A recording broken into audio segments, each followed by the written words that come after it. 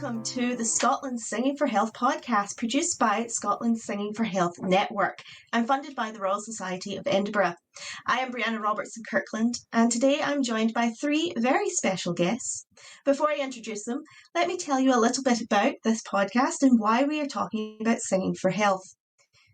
Singing for Health groups support the management of a range of conditions such as respiratory conditions, dementia, Parkinson's disease, and mental health concerns.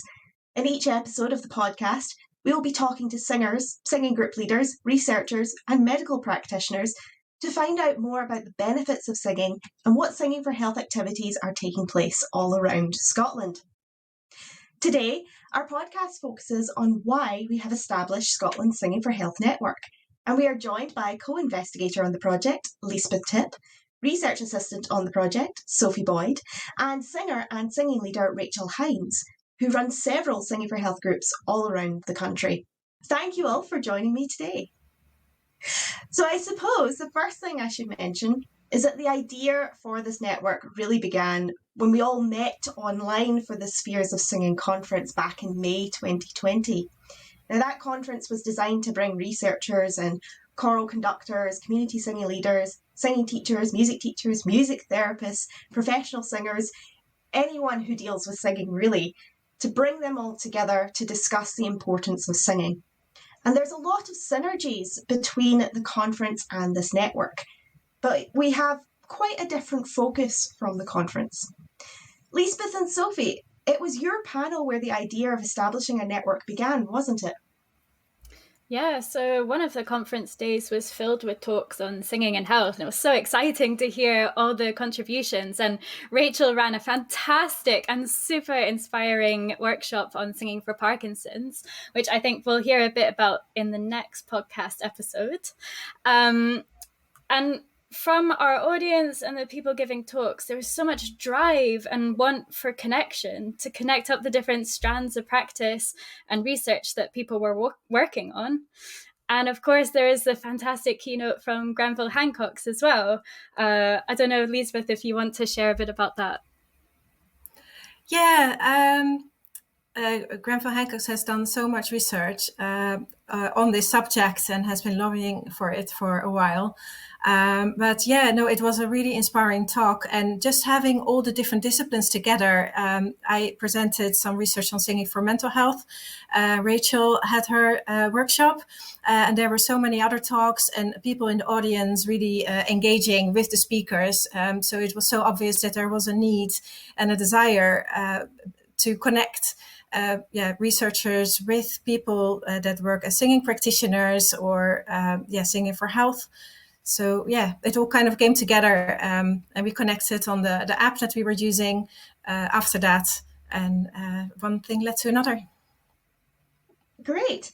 And Rachel, you were have been here at the very beginning of really the first kind of thinking about establishing a network and then getting the network off the ground. So why do you think establishing a network is so important? I think going back to Granville's keynote speech and talking to him privately afterwards, I think the word collaboration came up, and I think that's really key, and it's something I've been looking for all my performing career as well. The most interesting work I've ever done is collaborating with other art forms, and I think the network could provide a really safe space for singing practitioners and researchers to work together, and also to bring in medical practitioners and researchers too, so that we can all work together to bring singing to the forefront of a form of medicine, really, alongside Western medicine, of course. But I know we're going to talk a bit about singing for prescription later on, but I think it's really, really important. And I think as facilitators in all aspects of this work, we tend to work alone a lot of the time. So peer support is really important. And I think that's been highlighted primarily at the conference last year, but all the way through lockdown, because we've all been working at home alone, and that real need to just connect with fellow workers in your field and to learn about, for me, research has become really, really important. And I think as we start to go back into a new normal, I think we need to really build on that. Excellent. Thank you so much, Rachel. I just want to go quickly review back for our listeners who didn't hear Granville's talk. Sophie, I wonder if you could tell us a little bit about the highlight reel of what Granville's talk was on at the conference. Granville was explaining that we as human beings are hardwired to sing. We have been singing since before we were talking, and that's both sort of as babies, but also as humankind we developed language through singing. It's really an exciting topic. So following that sort of train of thought, he was explaining that we really, really need a drive for singing on prescription. That singing is so integrated as who we are as human beings that we have to integrate it into our healthcare as well. That, yeah, really it should play an important role. And at the moment, it doesn't play as important a role as it potentially should. Excellent. And Liesbeth, I wonder if you could tell us a little bit more about this idea of singing on prescription.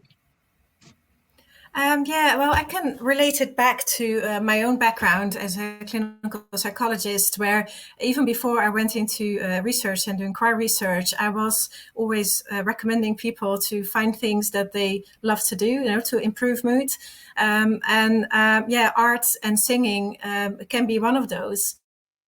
And I think it is really important to just recognize, at least for mental health, that it can be the daily things that can be really powerful, and there's more and more research on that coming out in this whole social prescribing movement. That you can improve mental health and health with regular therapies, but there's also other ways you can do that. And singing and other activities like gardening or running, it's proven that it has good effects for health as well as mental health.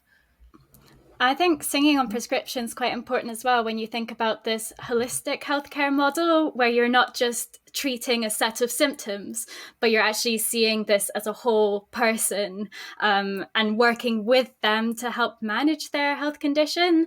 So you think about terms like self-management, where you empower somebody who's living with a long-term illness to have the tools and the techniques to be able to live well with that illness. I think it's really important. It's part of Scottish government policy or health policy to have person-centered, what's called realistic medicine, where it's really following that framework for focusing in on what that person really needs, working with them, and not as a sort of top-down approach where a GP is handing out prescriptions saying, go and join a singing group or whatever, but talking to that person, explaining maybe how singing could help them, or other arts or community-based interventions, and really, empowering that person. I think that's the most important part of when we talk about arts on prescription or social prescription, is about empowerment and not just sort of, top down, here you go, do that. I'm really glad to hear you say that it is about living with certain conditions, because, of course, I wouldn't want to say that you can treat anything with singing for health, but it is just another tool in the box, just to emphasize that. And there is actually forms of therapy that focus very much on the values that people have in their lives. And singing together for that individual, it means a lot. Then that is definitely something that can improve their well-being. Rachel, you have kind of first-hand experience working with groups who use singing for a variety of different reasons and to help them in their daily life. I wonder if you have any anecdotes that you could share with us about how singing has benefited, or even you as a group leader, how singing has benefited you. Yeah, I think I actually I was drawn to Singing for Health through my own personal experience of the trauma of losing my singing voice during a work, which luckily it all resolved itself. But I then had this fascination to explore that. And I had a family member with dementia, and I wanted to explore singing in dementia. So that led me into that sort of work, initially with Scottish Opera, and I now work for a mental health charity called Commonweal. And just through that work, I wanted to explore more the world of singing for health, and I discovered singing for lung health. And my work has grown through that, really. I trained with the British Lung Foundation and the musical breath. I also now work in singing for Parkinson's, trained by Granville and the Sing to Beat team, and singing for mental health and well-being, and most recently singing for long COVID. And I think the connection for them all is singing uses our breath, and uses our breath in a way that through life we forget. So we're all born able to breathe really well and really relax and really deeply. And we just take it for granted. And we take it for granted when we speak, when we move. And I think singing connects all those. We have to breathe well to sing well, to support the sound.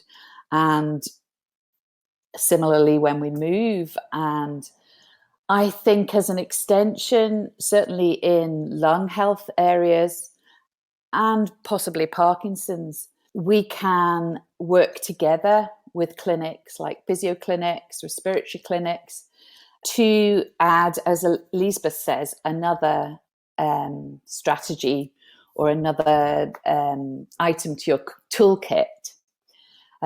Because it's only when you have problems with your breathing that you realize how important breathing can be. Not least, I've found working at the moment in a pilot project with St Andrew's Voices on singing for long COVID, and whether singing actually is safe, whether it's useful for the breathlessness that's associated with long COVID. And science and medicine is also very unsure of the multi-system symptoms of long COVID. What I found is that we can use the breath associated with singing and experiment with it to help people to relax, and also use sounds rather than necessarily singing and speaking to really help people realign their breath. So it's been really interesting. And as Liesbeth and Sophie said, you know, traditional Western medicine is one thing, but so many conditions now also need to be self-managed, and GPs are encouraging that. And I think the network can help connect GPs and practitioners and researchers, and maybe even try and get clinics within GPs and hospitals, so that people, you know, when people are really poorly and they're told, go and join a singing group or go and do some physio, they often feel socially isolated and don't have the confidence to actually contact the people. But if we're there in the clinic and we've worked together with the doctors and the nurses so that they know what we're doing, they've experienced it. I've worked with a couple of nurse practitioners and respiratory consultants and physios, and actually getting them in the room and experiencing what you do is often, it just changes them. And sometimes you just have to experience it. And if they do, then they can, you know, tell their clients, their patients firsthand what it can do to help them. I think people trust their GPs and their consultants. So if we can connect with them, then we can create these links. Yeah, I absolutely agree what you're saying, Rachel. In my experience of running a singing for breathing group, I set it up alongside a practice nurse. And this was the practice nurse that so many of the attendees of the group that was their nurse, and she was there at every single singing session. She was really, really integral to the running of the group. I think that for her patients to see her there, and she's telling them, this could be something that would really help you, and they tell her, but I can't sing, and I couldn't join a singing group. And she tells them, well, I'm there and I'm singing, and I've never sung before in my life, so you can do that too. The same, we have a links practitioner who's been absolutely so central in getting people along. And it's that her also coming to every session and singing, never having sung before in her life. And her job is really to be working in the community. So a links practitioner is somebody who works within a GP practice and does the more sort of community-based work. So where people have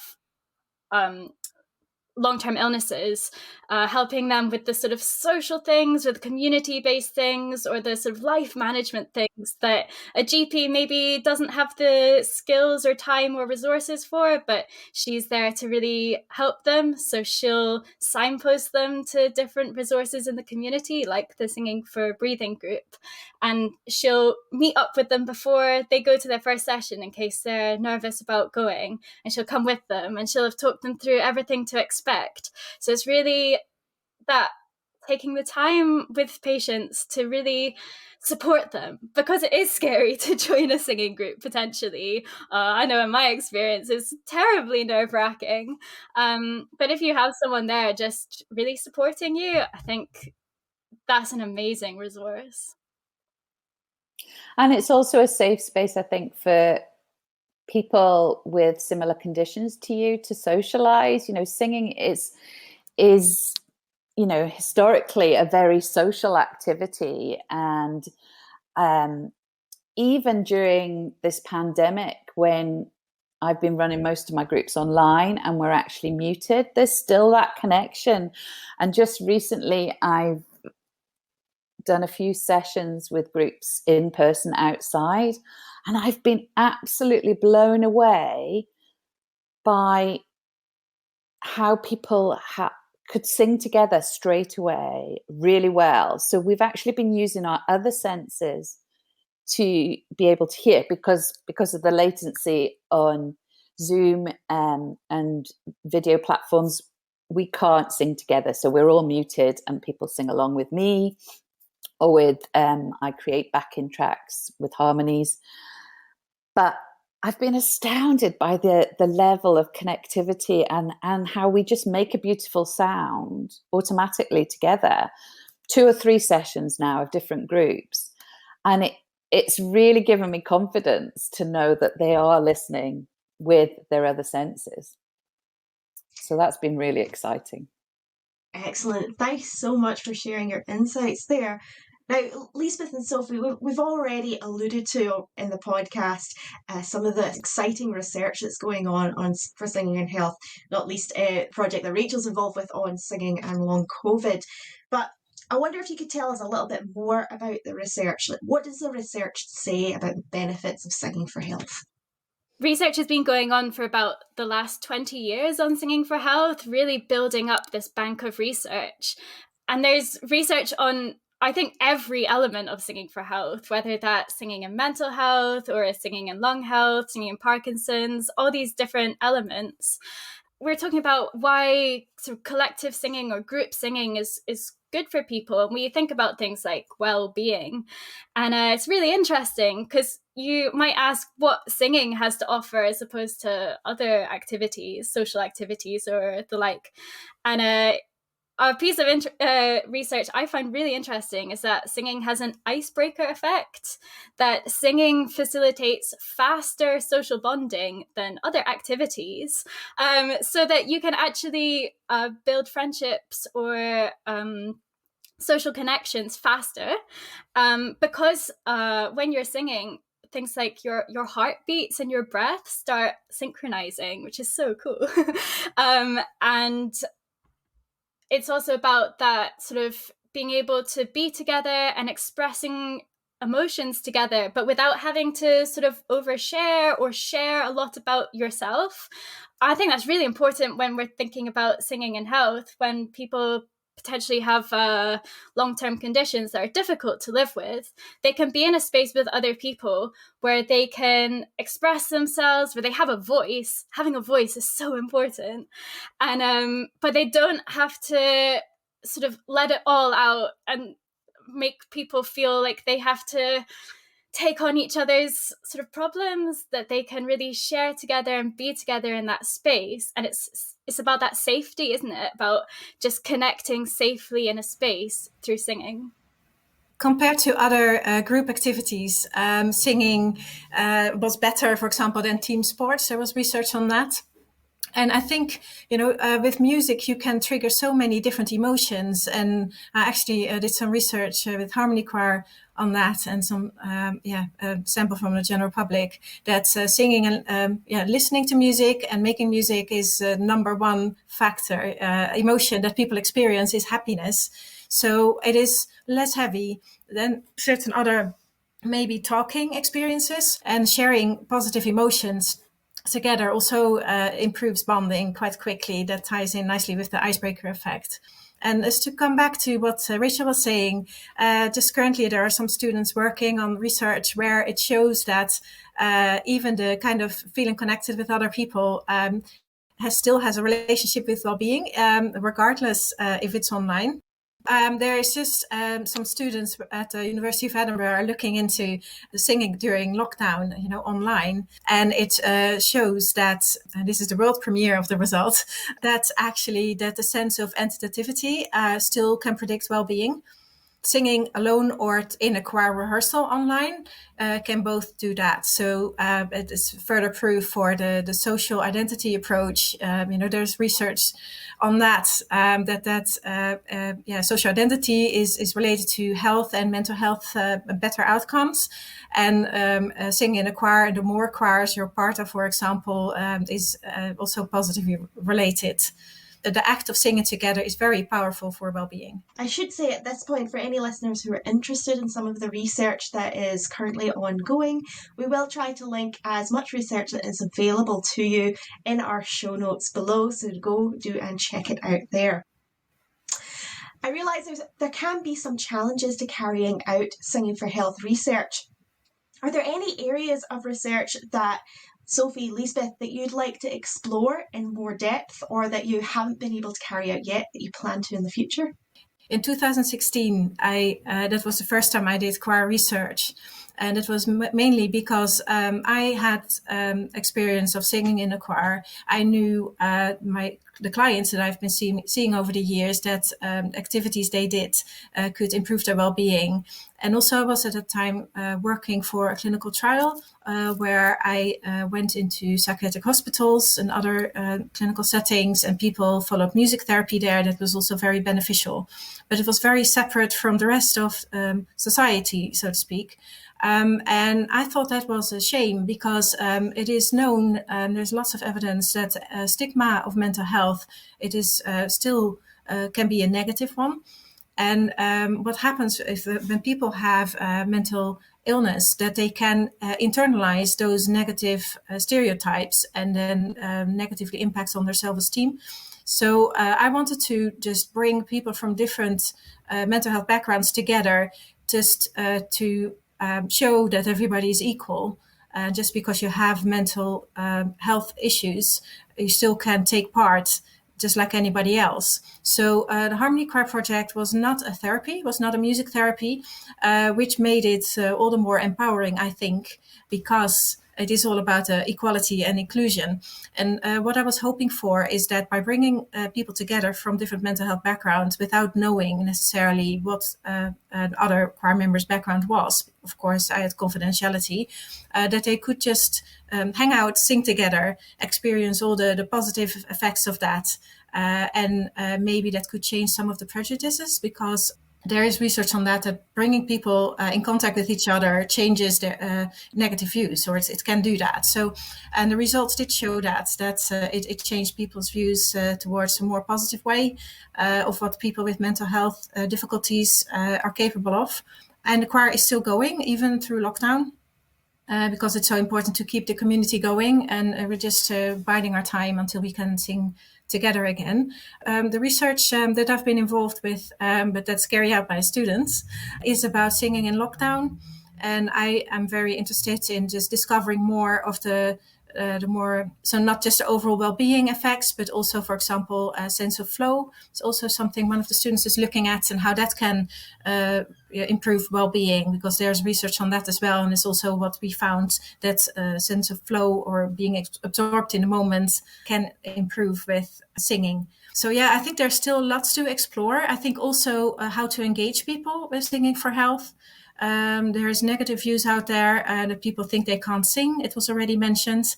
I used to be one of them. For a lot of people that don't grow up with music education, they're just not used to trying out things. And how can you reach others, and how can you engage them? And of course, there's always a personal preference. But yeah, it would be great if people, like Rachel already mentioned, can try it out and see for themselves if it is for them. Thanks so much. Sophie, do you have anything to add?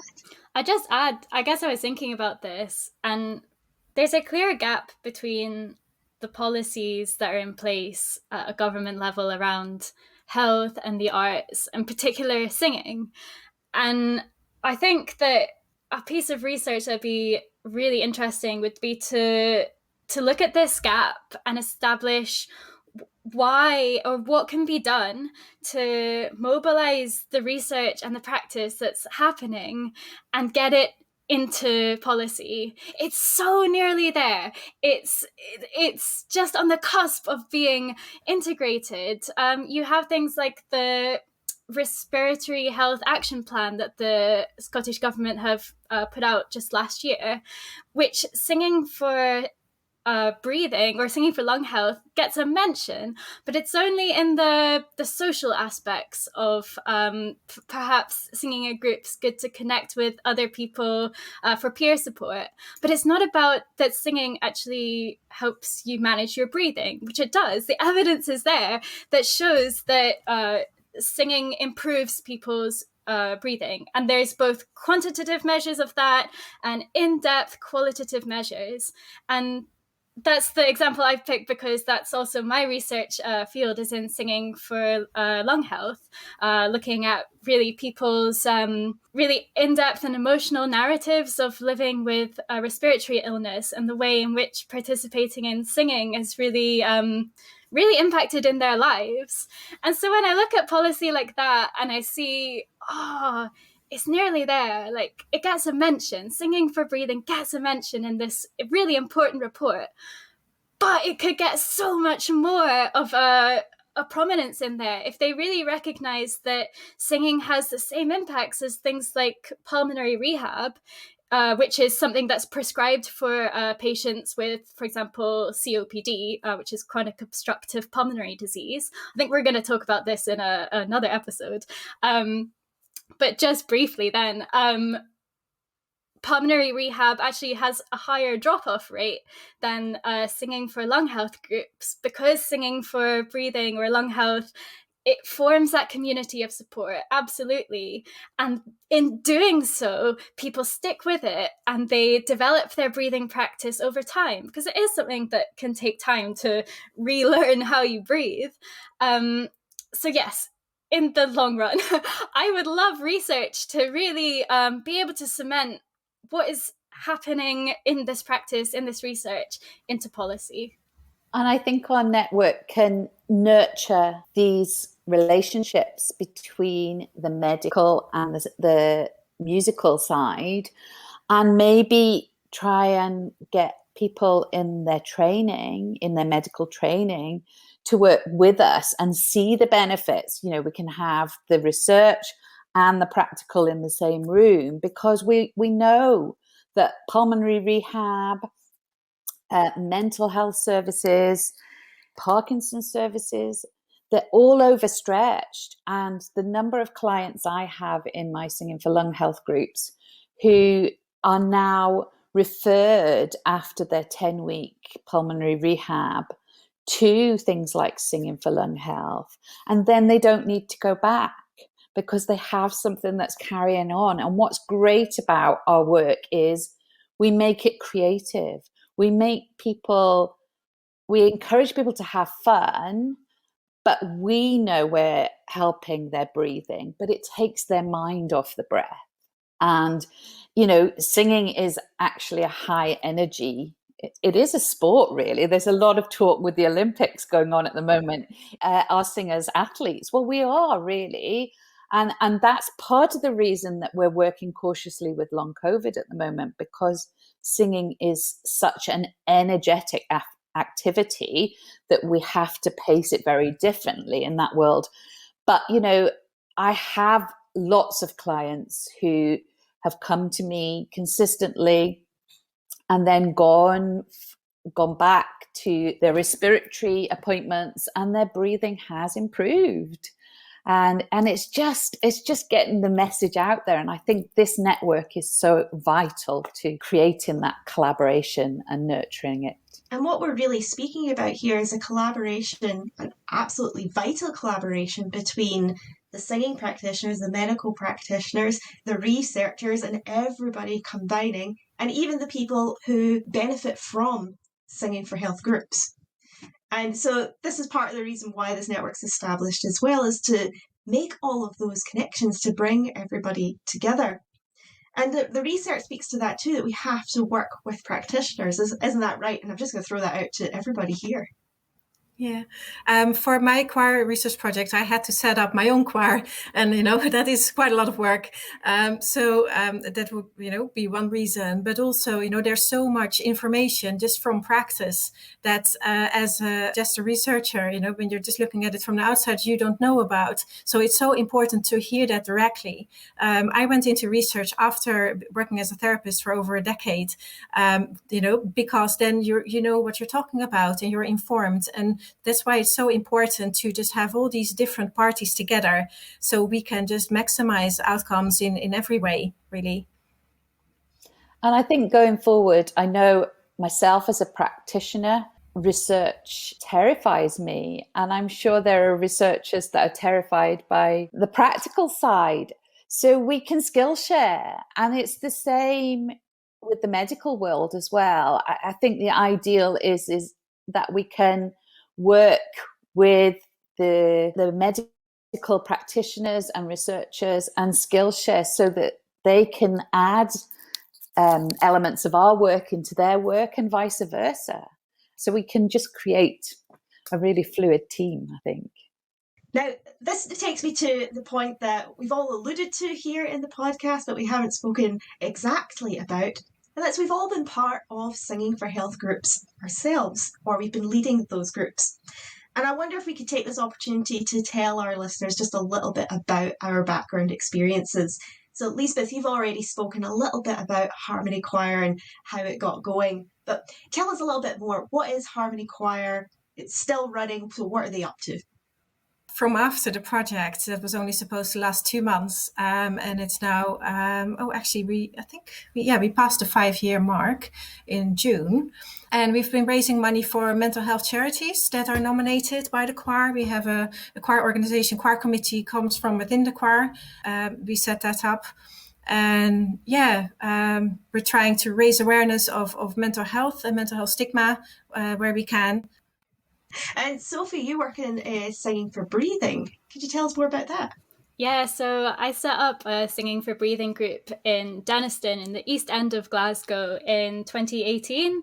As I said, this was a partnership with a practice nurse, Janice, who also had a vision that setting up a Singing for Breathing group would be just what her patients needed. But she didn't have the resources to lead a singing group herself. She needed a choir leader, a singing group leader, and I needed help from the medical side of things in helping get something set up. So we teamed up and set up this group. I'd undertaken Singing for Breathing training with the Chain Gang, which is a Scottish Singing for Breathing charity. I did that in 2017. And we set up this group, and it was set up as the primary research project for my PhD, which I'm just wrapping up at the moment. So I was doing some really in-depth research with them, doing sort of interviews and workshops, taking sound recordings. We wrote a song together as a group to culminate all this evidence for why singing can really impact in the lives of people living with respiratory illness. And it's been really emotional work, to be honest. Listening to people's accounts of life with a respiratory illness it's really difficult. But hearing how singing had really impacted in their lives was phenomenal. Really, it put into perspective the work I was doing leading the singing group, and why that really matters. And from 2019, just a year after we started, we teamed up with the Chain Gang, and now our group's part of the Chain Gang. Excellent. And you're still going? We're on a hiatus at the moment over lockdown. We're keeping connected on WhatsApp and on social meetups. Just excited for when we can rejoin each other. Excellent. Hopefully you can all get back together very soon. And Rachel already said you run a number of groups all around the country. Wonder if you could give us your highlights reel of all the various groups that you support. Yeah, so it was singing for dementia that led me into this work, and actually working on an opera about dementia that was created with a composer and a hospital in London. So it was actually created with that collaboration between medicine and opera. And, you know, I was playing a caregiver in the opera. So I did lots of research into dementia care. And after the opera, I really felt I wanted to explore more of this work. And at the time, Scottish Opera had just started their Memory Spinners project, and I got involved in that. And it was great. And I loved the way that it was inclusive for participants and their carers, whether it be a family member, a friend, or a medical carer.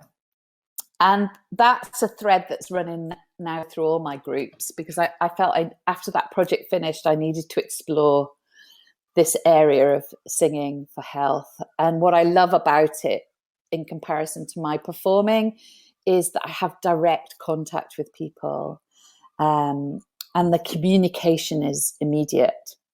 You can communicate with people through singing when speech is lost, and that really fascinates me. And I think right from the word go, when we make sounds before speech, and right to the end of life, when often we lose speech and reconnect with sound, is really, really important.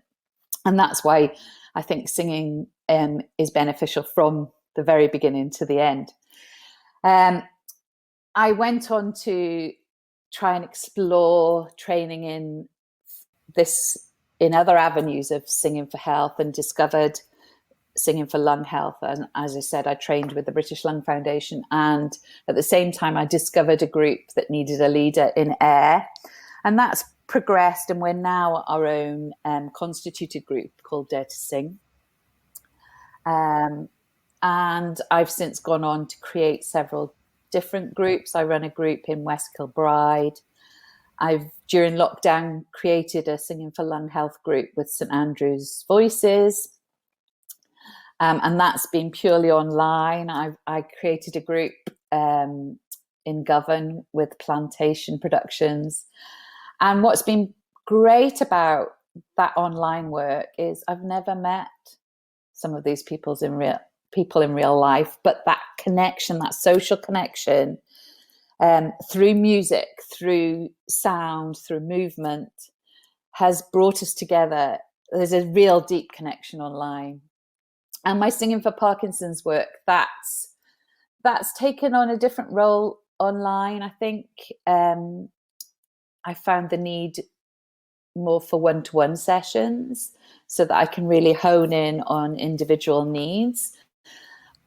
But with all my groups, I think where people come together with friends and family within the group, that gives them a different relationship to, sometimes it gives carers the opportunity to join in an activity. It often grows their relationship as well. Apart from the clinical, medical side and the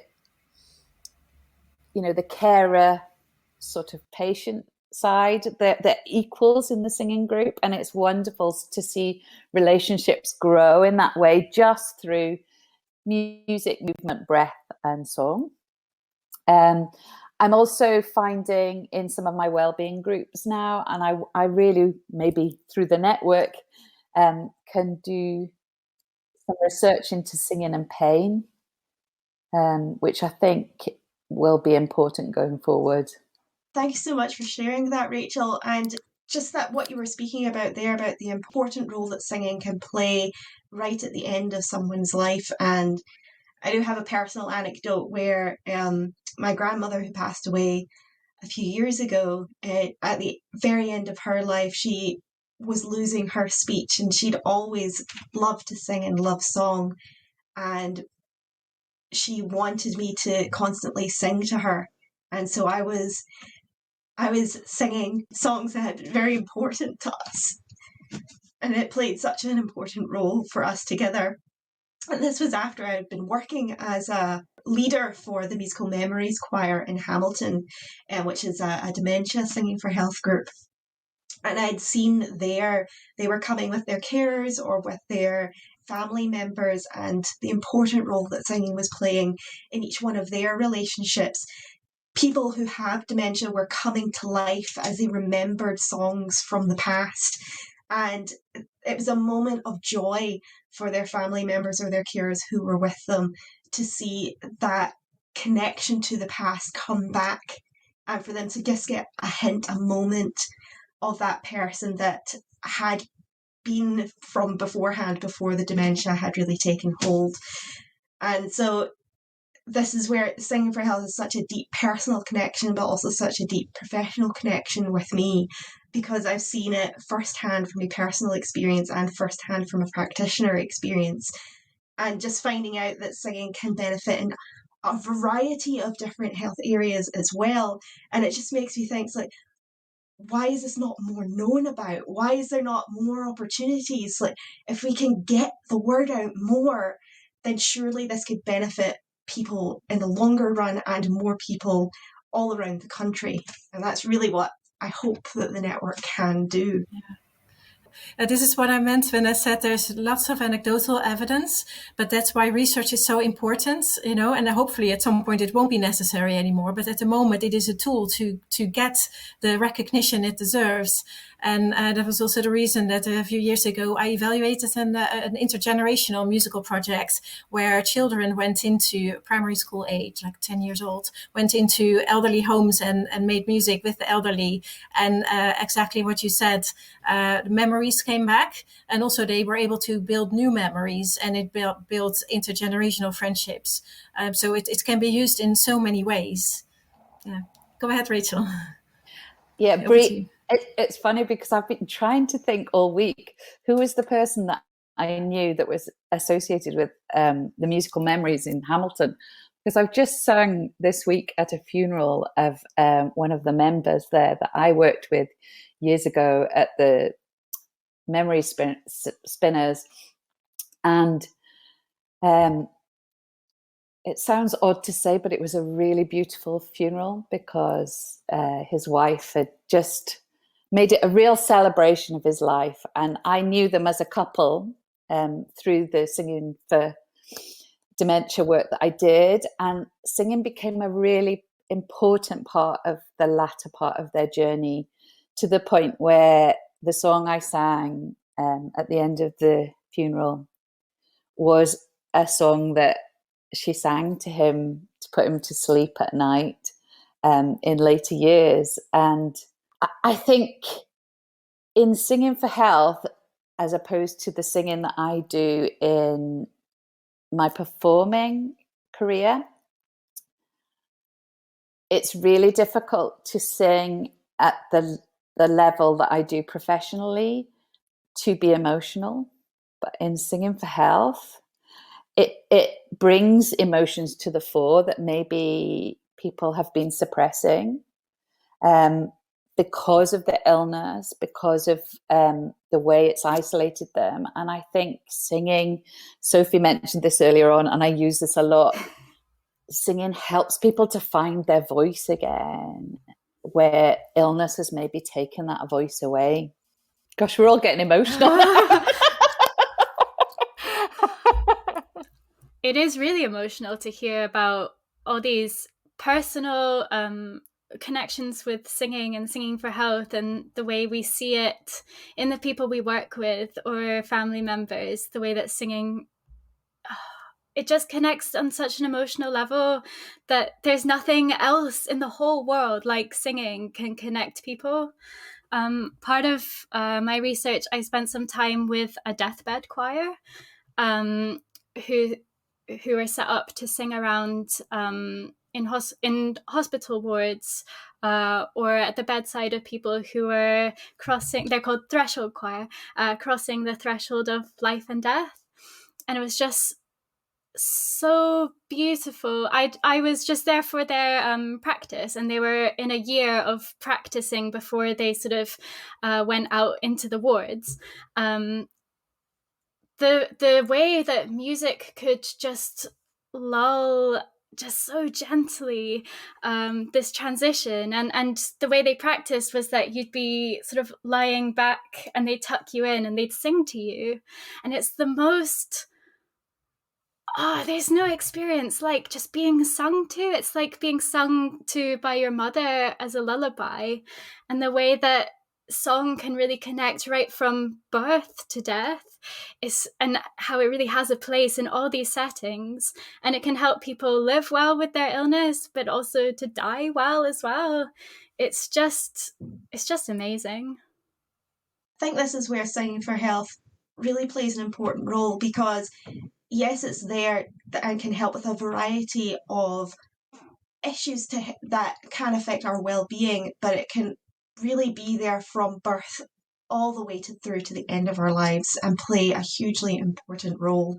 And while I appreciate that there may be some people who feel like they are anxious to try singing, that they're anxious to be part of that kind of community, that they maybe feel that they can't do it or they don't have a good enough voice, the research is there to show that it doesn't really matter what you sound like.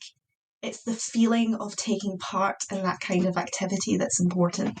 I think you can't stress enough that singing is something that everybody can do.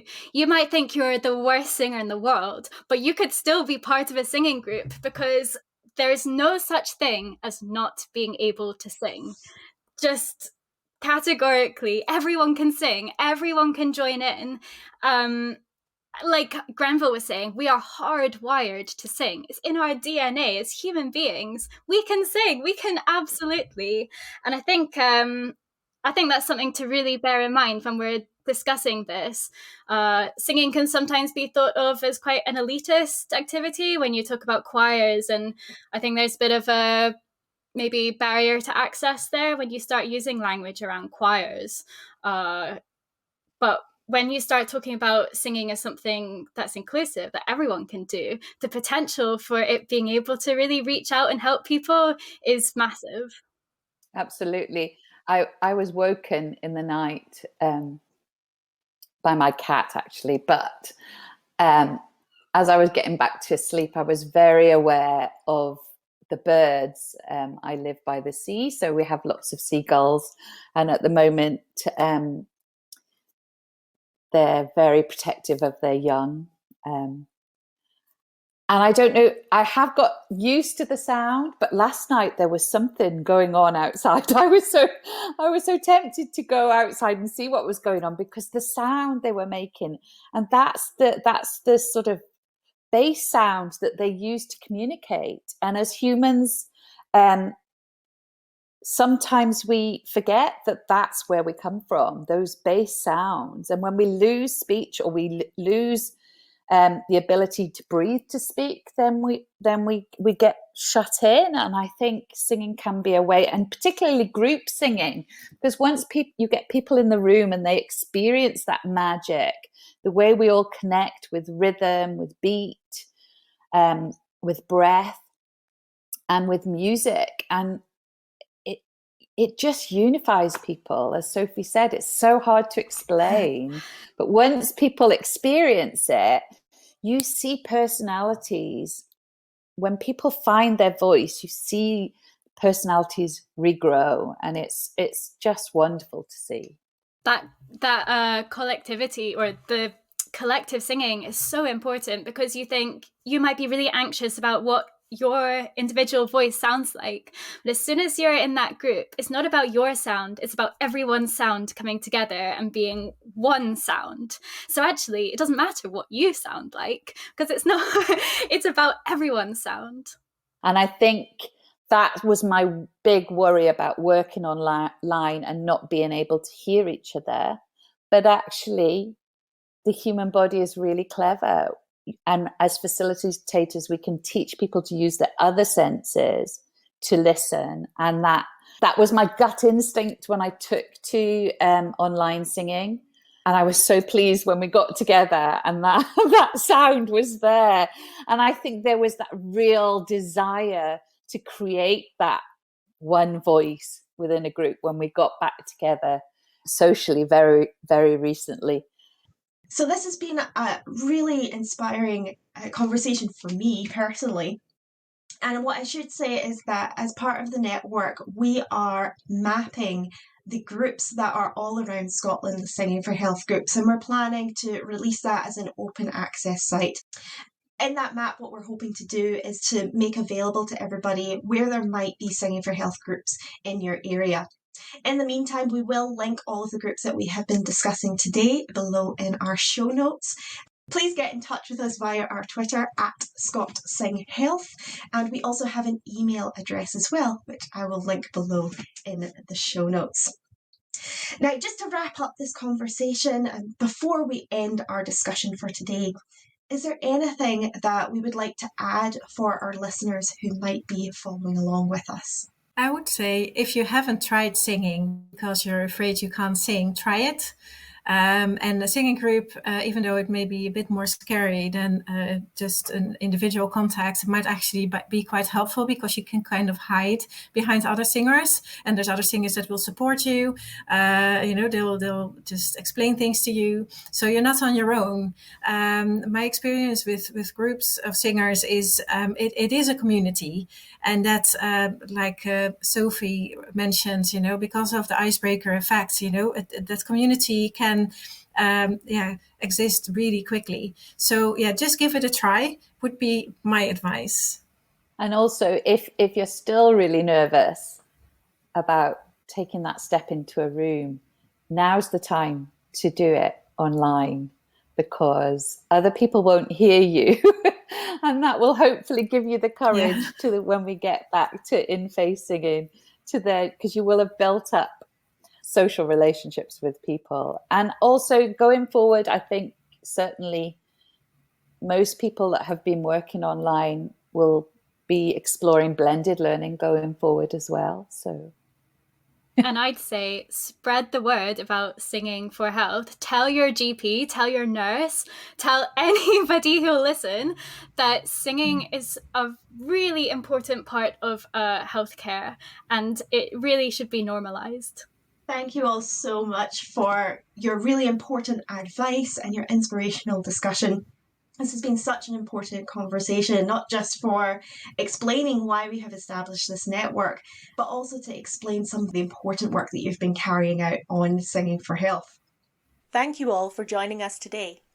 Next week, we will be joined by Ewan Irons, Rachel Hynes and Granville Hancocks, and we'll be discussing Singing for Parkinson's.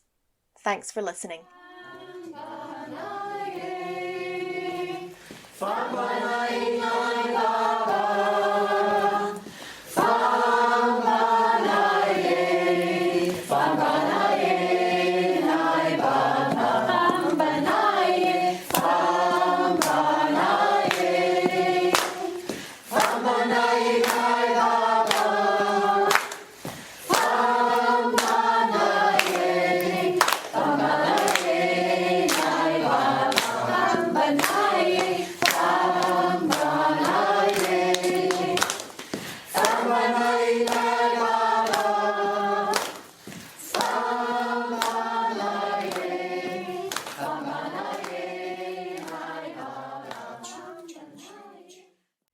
This podcast is produced by Scotland's Singing for Health Network, a project hosted at the Royal Conservatoire of Scotland, funded by the Royal Society of Edinburgh, and in partnership with the University of Edinburgh. For more information on our activities, please visit our website. Details are in the show notes.